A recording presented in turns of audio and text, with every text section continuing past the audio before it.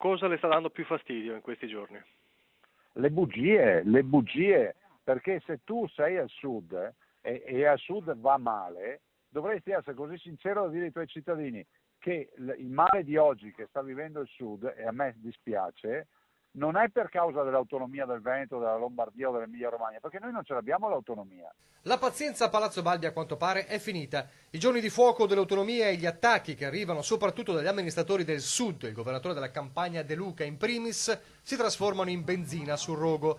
Così nel giorno in cui i consiglieri regionali di Campania, Abruzzo, Molise, Basilicata, Puglia e Calabria firmano un documento per chiedere che il federalismo sia solidale, Zaia replica tutte le paure che stanno montando in queste settimane. La verità è che la classe dirigente del passato ha governato male il Sud e forse anche qualcuno del presente, e questo mal governare poi fa pagare il conto ai cittadini, che sono le uniche vittime di questo sistema. I cittadini del Sud devono chiedere l'autonomia per le loro regioni e lì vanno al vedo e verificheranno se ci sono sprechi o no. Nel frattempo c'è quell'ultimo miglio che rischia di diventare più di un miglio. Vedi la voce contro dossier, afferma Movimento 5 Stelle. Intanto bisogna avere ben chiaro che questa è una riforma epocale e come tutte le riforme epocali ha un travaglio che sarà sicuramente importante.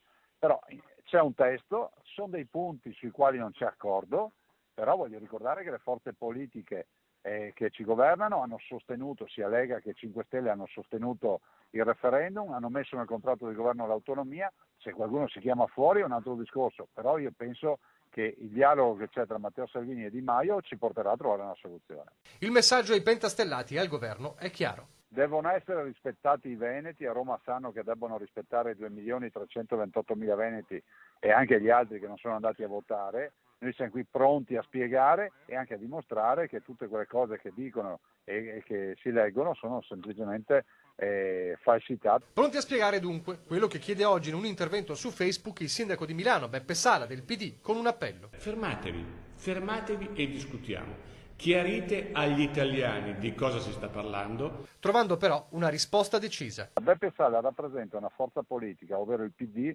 che ha impugnato a noi veneti il referendum, quindi è il suo partito che addirittura non voleva farci fare il referendum. Figuratevi se adesso vogliono farci fare l'autonomia. Dunque i contrasti restano, gli ostacoli pure, ma Zaia si dice ottimista, ma proprio non tollera il termine che più va per la maggiore in questi giorni, la cosiddetta secessione dei ricchi. Sono bagiannate anche perché questa non è secessione dei ricchi, è la volontà di portare responsabilità nei territori.